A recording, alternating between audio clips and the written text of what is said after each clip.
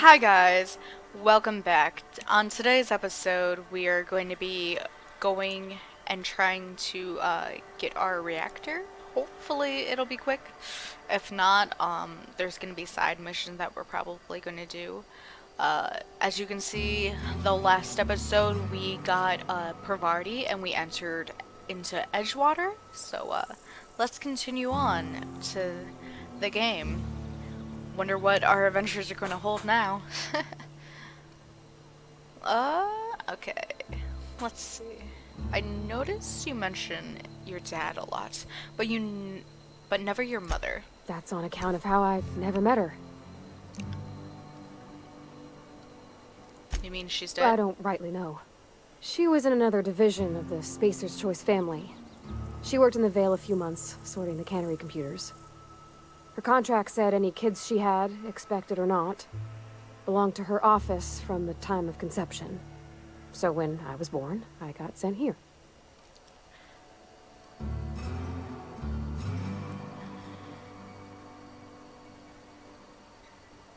You get along well with your dad. You might not have with your mother. Could be. Reckon I'll never know. We'll talk later. Let's go on the adventure, guys, shall we? So I figured out how to holster my freaking weapons.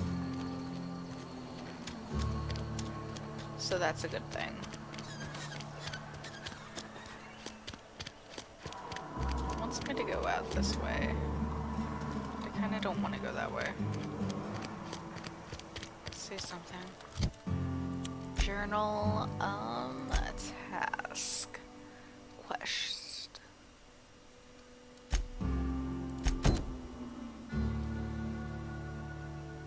Wait, I don't want that one. What's that one?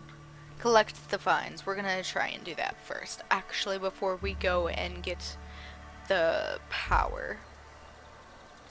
Alright.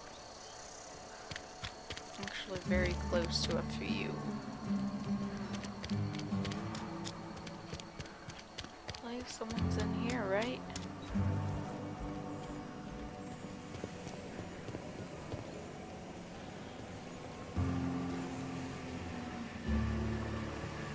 There you are. You the new worker? Whatever. Make it quick, Tenderfoot. I'm busy. Gravesite fees. I'm here to collect. Shit. Silas still on about that. Here, take the fees. I'd appreciate it if you didn't tell Reed I was late on my payment. These papers aren't signed in your name. Because they're not my fees and not my gravesite. Guy I worked with shot himself. I paid the bill. That's kind of you, I guess. I could do without the sarcasm. Wasn't acting out of the goodness of my heart. Law requires delinquent gravesite fees to be paid by the deceased party's closest living relative, which meant me. Shame, though. Eugene was a good worker. You said this guy shot himself? Woke up one morning and put a round through his upper story. Can't imagine why. The kid was doing all right at his desk. We all thought he was an upstanding receptionist. Just between the two of us, I'm pretty shocked his weapon didn't misfire. Spacer's Choice handguns aren't the most reliable.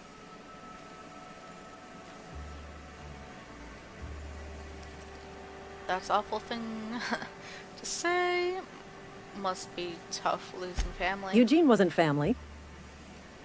I thought you said you were his closest relative, like. Yeah, I was the closest living person relative to his body at time of death. I'm the one who found him, you see, so I pay the fines. Suicide's a crime. The legal term is irreparable damage to company property. What Eugene did to himself was vandalism. You really can't be serious, can you? I'm plenty serious. In fact, I'm a little upset Eugene didn't think things through. In other words, Edgewater would have been penalized pretty hard. Whatever Eugene was worth as an asset, we would have had to pay out of pocket to Spacer's Choice. Okay. He was a person, not an asset. This Eugene guy sounds like he was more trouble than he's worth. Would have You didn't? Look around. Edgewater ain't exactly swimming in luxury. We can't afford to pay the body price of a suicide. All I know is Silas asked me for Eugene's gravesite fees, which means he was approved for burial, which means his papers went through, which means the town's in the clear. I'm just glad to put this whole ugly affair behind me. Eugene can rest his bones in peace, and the rest of us can get on with our own lives. I'll get you. Alright. She can go back to work. That's pretty fucked.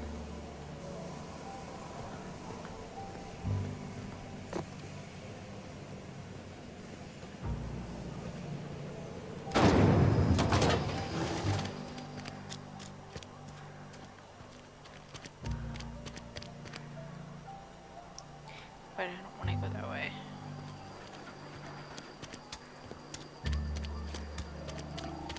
Something got you down? Nothing. If you're falling sick, I don't want you. Oh, I cut my own hair. But Conrad sells real good disinfectant. Yeah, that's cool. Let's close the doors. Please don't touch anything. Your hands are probably crawling with germs. Physical hygiene recapitulates moral hygiene. Cleanliness is next to lawfulness.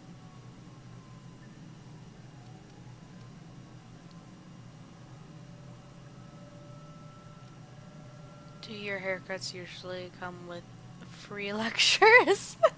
Relax, I'm clean. So everyone says, until someone forgets to cough into their elbow, and then we're all dying of plague.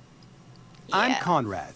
You will report to me if your hair fails to meet Spacer's Choice aesthetic standards. You will also report to me in the event of your death, whereupon I will clean and prepare your remains for interment.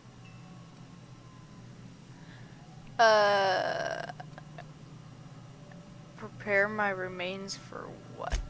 Burial, in the unfortunate event of a fatality. It's what a barber does. We make you presentable. Speaking of burials, Silas sent me to collect your fees. Ah, gravesite fees. Silas and I had talked about this at length. I thought I'd made it clear my pecuniary situation precludes the necessary restitutions. You mean you're broke? As broke as pie crust, friend. Bidless, indigent, destitute. I simply cannot afford it. I am a blemish on the prosperity of our fair settlement. When I expire, I expect Silas to toss my body into a ditch.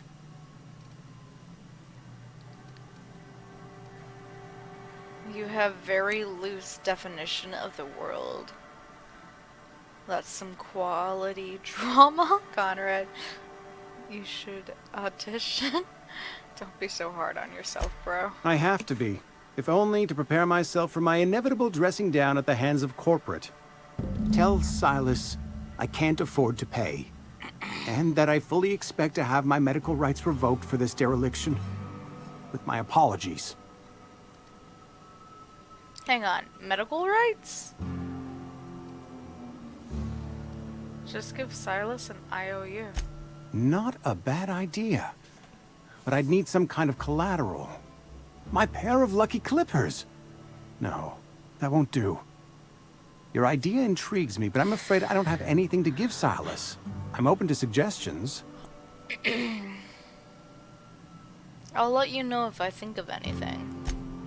Much obliged.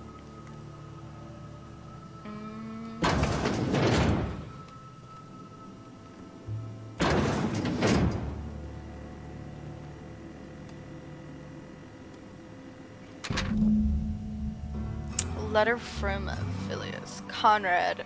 Receptionist shot himself. This is bad. Company's going to have to call it for what it is. Destruction of Spacer's Choice property. Eugene was an asset and somebody has to pay his price. This is going to ruin us, so I was thinking that we pawn off his teeth. Eugene had a full set of golden teeth, heirlooms passed down his family or something. Your You're processing his body, right? Just dig around and pry them out. We'll sell the teeth somewhere nice and quiet. Use the bits to pay his body price and nobody's the wiser. What do you think? Don't write back. In fact, don't talk to me at all. Just give me a special signal next time you see me. Waggle your eyebrows, Phileas G. Alright.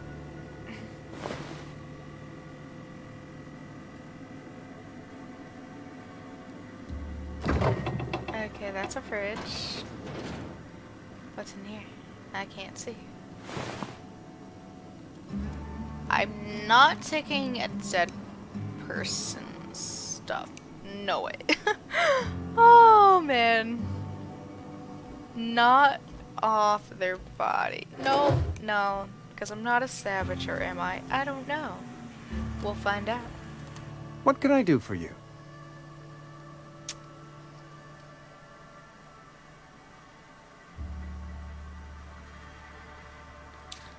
Oh.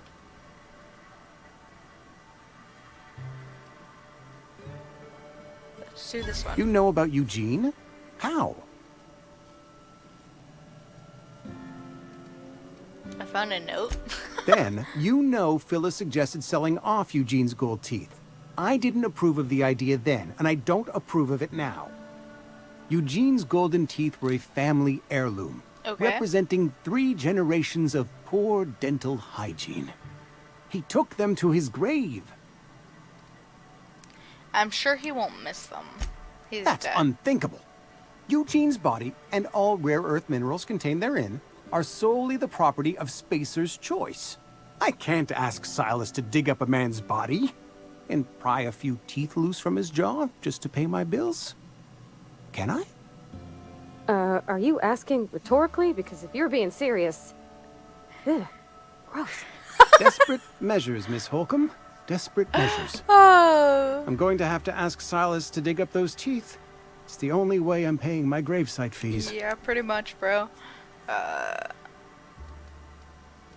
Are you sure about this? I'm sure that I have no other choice. Yeah. Here you are. Gravesite papers affixed with my signature and an IOU. Yep.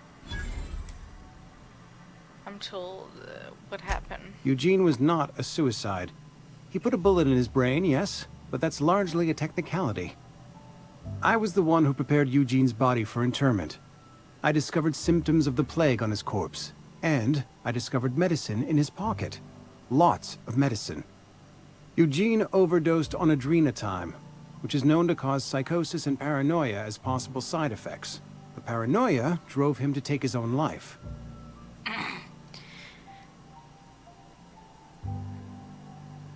So the town never had to pay a penalty. We can all thank our lucky stars that young Eugene was hopped up on medication and suffered its predictable side effect. I included it all in my official report. I'd like to think I saved Edgewater a great deal of money. Yeah. We never could have paid the fines associated with a suicide. I want to talk to him. What can I do for you? Medical. You sound like you had some training. I know a thing or two about medicine. Oh? Am I in the company of a fellow doctor?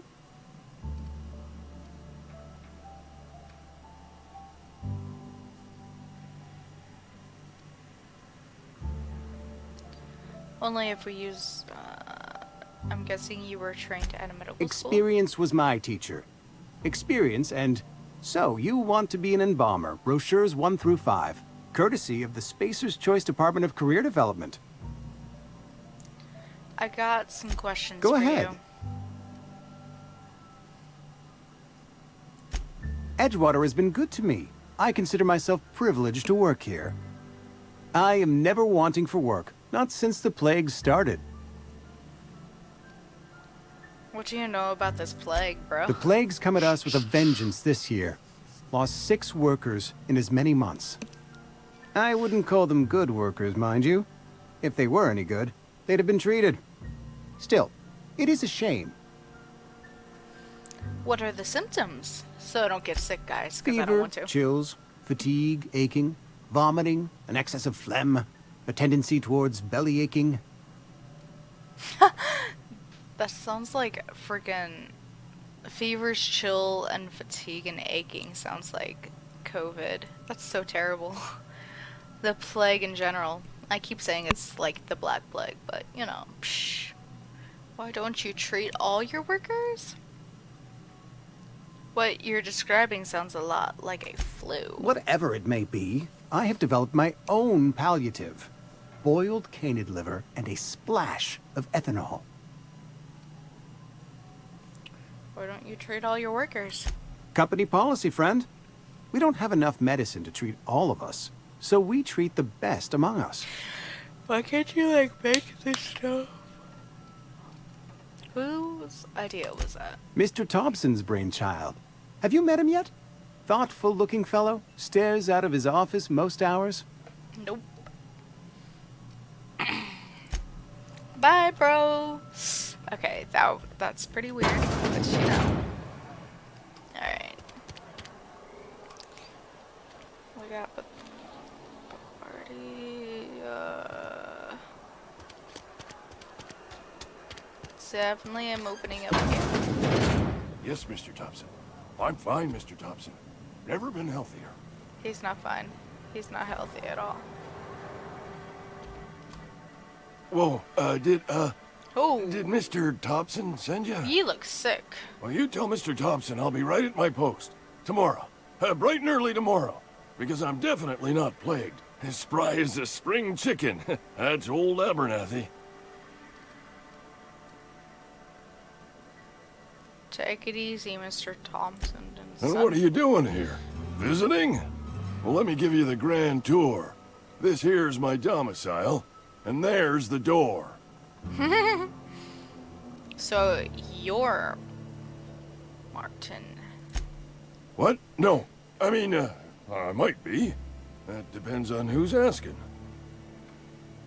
I'm not looking for trouble. I'm just here to collect your gravesite fees. Silas knows, because, you doesn't know, he? That's why he sent you. That's why he wants me to pay up. He knows.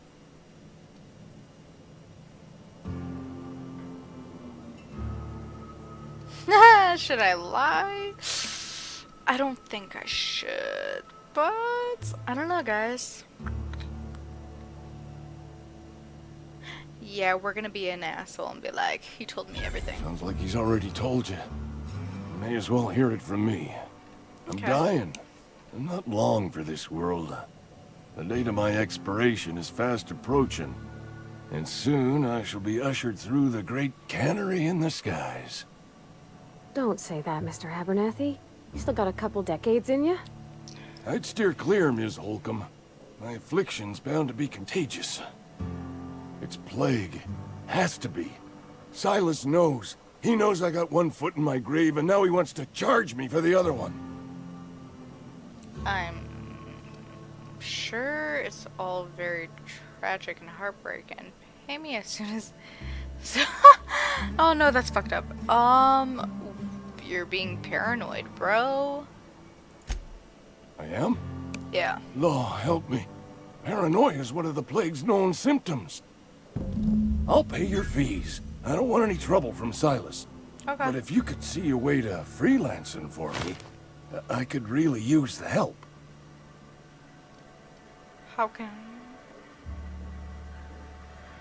Why do you think I'm a freelancer, bro? Oh, hey, I'm sorry. I didn't mean nothing by it. Wasn't trying to insult you. No, I am. Psh. Never mind, what do you need done? Couple hours out of your day and some light second story work. That's all. There's a cache of anthracillin tucked away in the old community center. Powerful stuff. Stronger than what we got, anyway. I need you to break in, nab that medicine, and bring it back to me.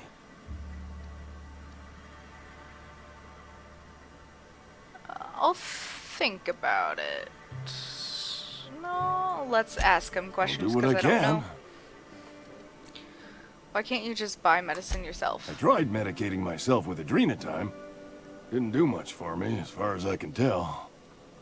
Anyway, I can't just buy medicine. Distribution of medicine is strictly prohibited to any workers beneath the acceptable margin of health. Company policy. That's why you stock up, bro. In other words, the company won't treat you because you're already sick. More like the company won't treat me because I'm not healthy enough. I assume there are guards? You will not find any guards within sight of that old place. Just Marauders, on the other hand. What can you tell me about I the have it on good Marauders? authority. There's a gang of them squatting there. I advise stepping softly.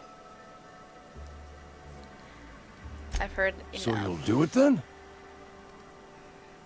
I'll think about it. You're making a mistake working for Abernathy. Oh? Who are you? Esther. Excuse me. I'm Esther Blaine, Spacer's Choice Actuary. I overheard your talk with Abernathy. I hope you're not thinking about getting him that medicine. Abernathy is a well-known hypochondriac. Anthracillin is Yeah. wasted on him. You're better off selling it to me instead.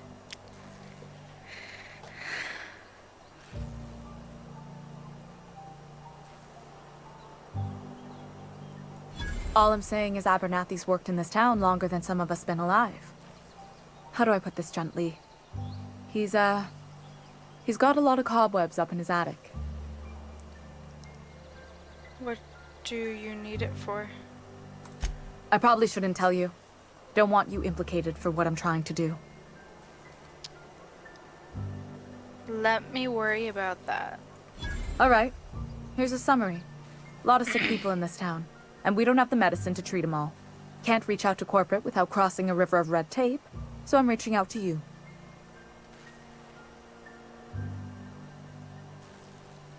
You need someone to smuggle you medicine under the table. I got it. Something like that. Look, I'm not in the habit of law-breaking, but sometimes you've got to do the wrong thing for the right reasons. I'll think about it. That's all I can ask of you. Yeah?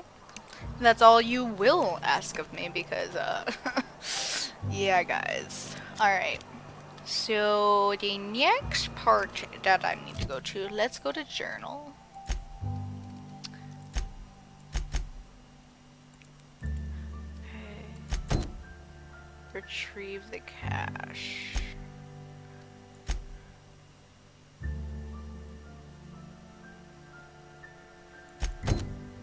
Okay. Speak to Vicar. Let's go. Doop.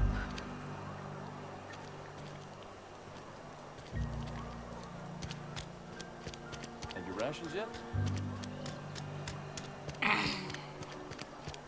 Let's go in here, guys. I've always felt weird in here.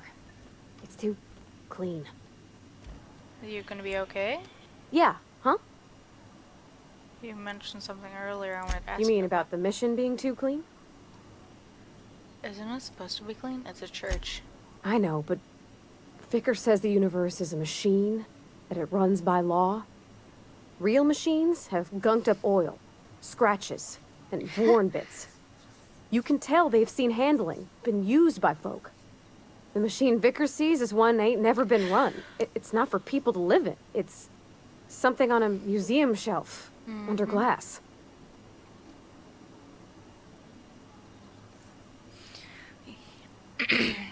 It's ideal, not what we live, but we strive for.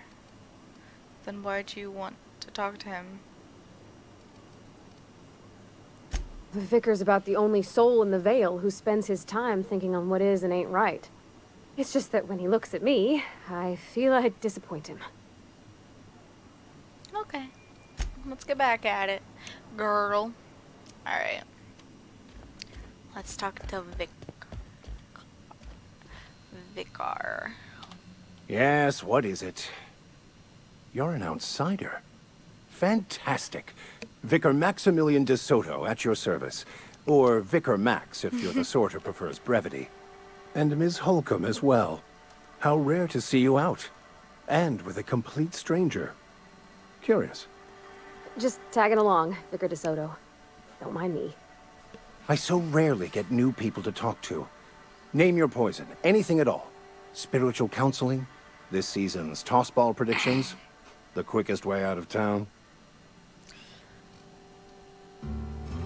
Pavardi wanted to talk to you about what Reed asked us to do. But what? I thought you would talk to him. Nah, You wanted to speak to me, Ms. Holcomb? of course. Every time I've tried to engage you in conversation, you look at the floor, answer in single words, and slink away.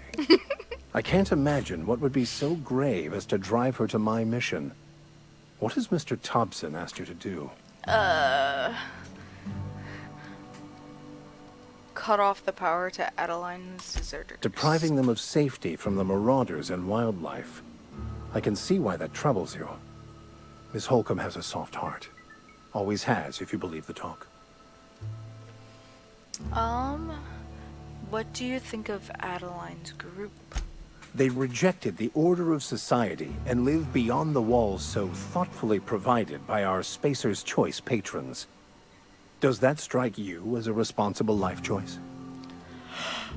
Depends on how well a leader can provide you beyond Astute. the well. But I am here, not in the deserter camp. So that's not a variable I can account for.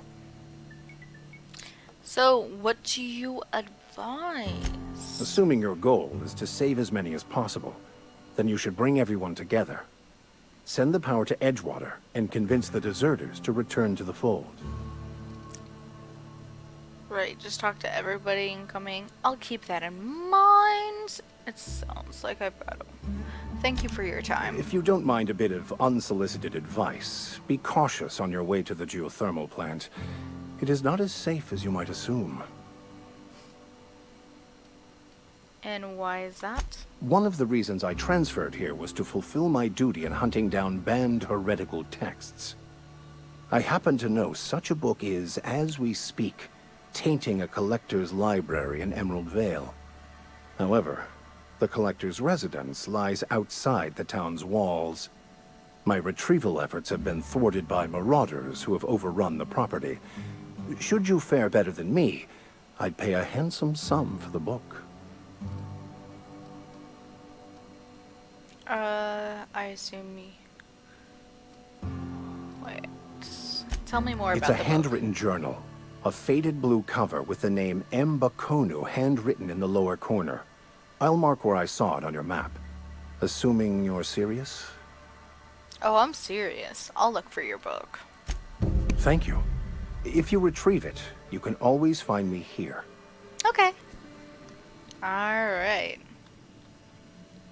If I can get out of this room. Ha ha ha. So, we got that far. We just completed a few quests. Got the debts and stuff. We're gonna stop here for right now. Until next time, thank you guys for watching, and if you liked this video, thumbs up the video, hit that subscribe button to see more, and stay tuned guys. Bye.